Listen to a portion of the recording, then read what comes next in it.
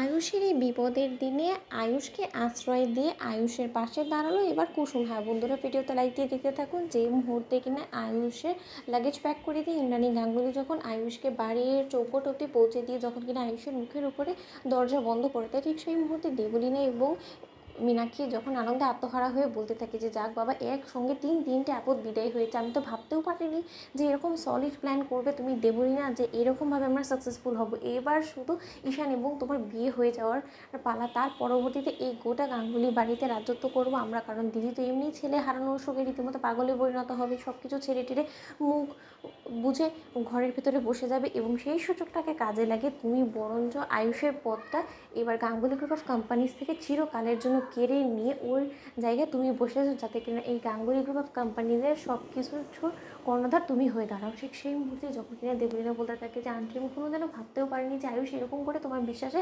আঘাত আনবে। ঠিক সেই মুহূর্তে ঈশান যখন বলতে থাকে যে দেবলীনা, অনেক তো আগুনে ঘি ঢেলেছো, এবার অন্তত মাকে রেহাই দাও, এবার অন্তত মাকে মায়ের দিকটা একটু বুঝে নিতে দাও, মাকে একটু প্লিজ দোহাই লাগে তোমার একা ছেড়ে দাও। ঠিক সেই মুহূর্তে যখন কিনা আয়ুষ একা নিঃস্ব হয়ে সব কিছু হারিয়ে যখন কিনা এই ঝড়ের রাতে বেরিয়ে যায়, ঠিক সেই মুহূর্তে আয়ুষের পেছন পেছন কুসুম গিয়ে বলতে থাকে যে ছোটো সাহেব কী ভেবেছেন বলুন তো, এখন কী করবেন বলুন তো, সব কিছু ও হারিয়ে ফেলে নিঃস্ব হয়ে সম্পূর্ণরূপে যেদিক দু চোখ চাইছে সেদিক চলে গেলে তো আর হবে না, কিছু একটা নিজের ভবিষ্যতের কথাও ভাবতে হবে, আপনাকে নতুন করে ঘুরে দাঁড়াতে হবে, আপনাকে নতুন পরিচয় আবার সকলের কাছে নিজেকে তুলে ধরতে হবে। ঠিক সেই মুহূর্তে আয়ুষ যখন বলতে থাকে যে আমি সব কিছু হারিয়ে নিঃস্ব হয়ে পড়েছি কুসুম, আমার তো আর কোনো জায়গায় যাওয়ার নেই, এবং কেই বা আমার মতন বিশ্বাসঘাতক ঠক জোচ্চোর ছেলেকে ঠাঁই দিবে বলো তো, কেনই বা আশ্রয় দিতে যাবে? কারণ আমি তো তাদেরকে কোনো কিছু এর বিনিময়ে দিতে পারবো না, নিঃস্বার্থভাবে এই পৃথিবীতে কে করবে আমার জন্য বলো তো।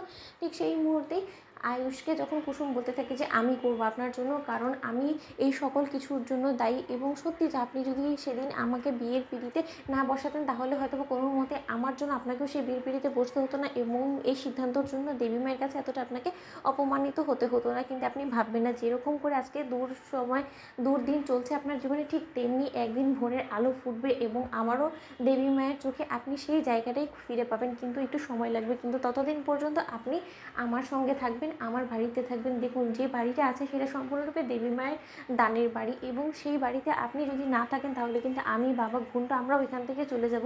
তার নিশ্চয়ই আপনি সেটা চান না। দেখুন ছোটো সাহেব, আপনি কাছে থেকে যদি আপনার মায়ের খেয়াল রাখতে পারেন তাহলে আমি বলবো যে সেটা আপনার জন্যও ভালো হবে, কারণ এতটা দূরত্ব বজায় রেখে সম্পর্কে আরও বেশি ফাটল ধরা ছাড়া তার কোনো কিছুই হবে না বলুন তো। এবং মায়ের কাছ থেকে আলাদা হওয়ার যন্ত্রণাটা নিশ্চয়ই আমার থেকে ভালো কেউ বুঝতে পারে না। ঠিক সেই মুহূর্তে আয়ুষ যখন অবশেষে রাজি হয়ে কুসুমের সঙ্গে ঘরে যায়, ঠিক সেই সময় শঙ্কর বলতে থাকে আশা করবো এখানে সমস্যা হবে না। তো বন্ধুরা, লাইক এবং শেয়ার করে সাবস্ক্রাইব করুন।